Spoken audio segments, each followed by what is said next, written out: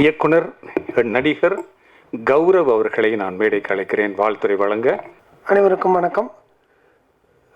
Sorry, கொஞ்சம் லேட்டாக வந்தேன். அது என்ன காரணம்னு உங்களுக்கே தெரியும். அயோத்தி காசி முடிச்சுட்டு 6 மணி ஃப்ளைட்டில் தான் வந்து இறங்கினேன். வசி கூப்பிட்டாரு, வராமல் இருக்க முடியல. அதனால் அப்படியே கிளம்பி இங்கே வந்துட்டேன். ஒரு அருமையான ஒரு உழைப்பாளி முதல்ல அவர், பிறகு எனது சிறந்த நண்பர். இந்த நார்வே விருது பார்த்திங்கன்னா 2 வருடம் நான் வாங்கியிருக்கேன். சிகரம் தொடுக்காகவும் வாங்கியிருக்கேன், தூங்கா நகரம் படத்துக்காகவும் வாங்கியிருக்கேன். ஸோ ஃபஸ்ட் டைம் தூங்கா நகரம் நான் போகும்போது தான் எனக்கு அங்கே சில பல உண்மைகள் தெரிய வந்துச்சு. என்னென்னா, அவர் சொன்ன மாதிரி வந்தவங்களுக்கெல்லாம் அவார்டு அங்கே கிடையாது, அவார்டு கொடுக்குறவங்கள மட்டும்தான் வர வைக்கிறாங்க அங்கே. 2வது தடவை சிகரம் தொடு நான் 6வது நார்வே அவார்டுன்னு நினைக்கிறேன். 3வது நார்வே அவார்டு வந்து தூங்கா நகரத்துக்கும், 6வது நார்வே அவார்டில் வந்து நான் சிகரம் தொடுக்கும் வந்து சிறந்த படத்துக்குண்டான விருது வாங்க போயிருந்தேன். அப்போது நான் பார்த்த அந்த விழா, 3வது வருடம் பார்த்த விழாவை விட 6வது வருடம் பார்த்த விழா வந்து பிரம்மாண்டமாக இருந்துச்சு. கிட்டத்தட்ட ஒரு 500-600 பேர் இருந்தாங்க. இப்போ இந்த 500-600 பேருமே வந்து பார்த்திங்கன்னா வசீகரன் அப்படின்ற ஒரே ஒருத்தருக்காக அங்கே வந்தாங்க. இப்போ 15வது ஆண்டு நடக்க போகுது. ஸோ நான் அவர்கிட்ட சொல்லிகிட்டு இருக்கிறது ஒவ்வொரு விஷயமும், இங்கேருந்து அங்கே ஆளுக போகிறது, அவங்களுக்கு அக்காமடேஷன் கொடுக்கறது அப்படின்றது மிகப்பெரிய செலவு ஆப்வியஸ்லி. அதனால தான் நான் அவர்கிட்ட 6வது 7வதுலேருந்தே சொல்லிகிட்டு இருந்தேன், உங்களுக்கான சிகரம் இன்னும் தொடப்படவில்லை, அதை தொட வேண்டும் என்றால் நீங்கள் இங்கே வரணும்.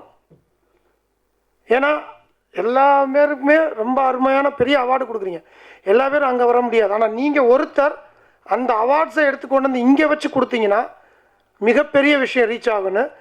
அதை நான் கிட்டத்தட்ட 8 வருஷமாக சொல்லிகிட்டு இருக்கேன். இந்த வருஷம்தான் பண்ண போகிறாருன்னு நினைக்கிறேன். பண்ணுங்கள் தயவுசெய்து. ஏன்னா இந்த நார்வே அவார்டு இன்னும் ரீச் ஆகணும். தமிழர்களுக்காக ஒரு தமிழன் கொடுக்குற அவார்டு, அதை வந்து கர்வத்தோடு வந்து நம்ம வந்து மேலே எடுத்து செல்வாங்கன்னு நான் நம்புகிறேன். அடுத்து இந்த வீரத்தின் மகன், இந்த படம் நான் முன்னாடியே நான் பார்த்துட்டேன். இங்கே வந்து பார்த்திங்கன்னா எப்பயுமே நான் என்னோடய ஃபேஸ்புக்கில் ட்விட்டரில் ஒரு விஷயம் போட்டுக்கிட்டே இருப்பேன். அதை ஃபேஸ்புக்கும் ட்விட்டரும் பிளாக் பண்ணிக்கிட்டே இருப்பாங்க.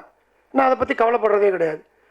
அந்த நவம்பர் 26 என் தலைவனுக்கு பிறந்த நாள் அன்று மண்டியிடாத மானம், வீழாத வீரம், ஒரே தலைவர் பிரபாகரன் அப்படின்னு போடுவேன்.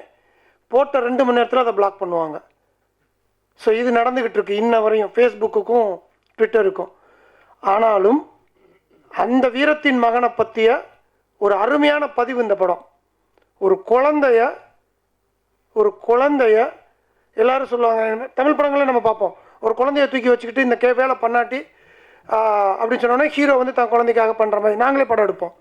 ஆனால் உண்மையிலேயே தன் குழந்தை உயிர் போனால் கூட தன் மக்களுக்காக போக வேண்டும் என்று நினைத்து உழைத்த ஒரே கலைஞன் பிரபாகரன். அவர் மகனை பற்றிய ஒரு ஆய்வு இருக்கணும் அப்படின்னு நான் மனசுக்குள்ளே வச்சுருந்தேன். நான் ஒரு சின்ன கதையில் வந்து அதை வச்சுருந்தேன். ஆக்சுவலாக என்னோடய 3வது படைப்பா 4வது படைப்பா அதில் ஒரு விஷயம் வச்சுருந்தேன். பட் அந்த விஷயத்தை விட அது தீப்பொறி, இது தீயாகவே இந்த படம் வந்திருக்குதான் நான் கருதுகிறேன். இந்த படம் சென்சார் செய்யப்பட்டது. சென்சார் செஞ்சுட்டாங்களா?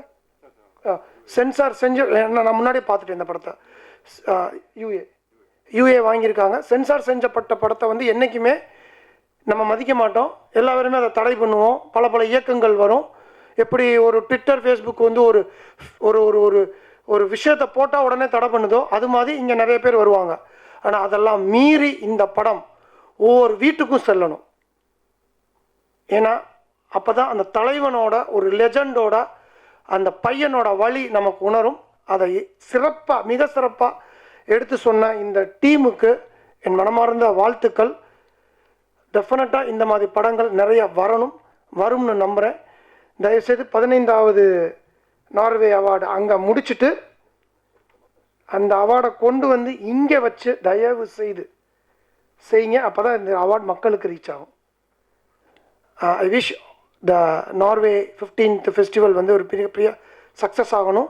ஐ விஷ் வீரத்தின் மகன் team lot and with God's grace. நான் இப்போ தான் அயோத்தி காசி எல்லாம் போயிட்டு வந்திருக்கேன்.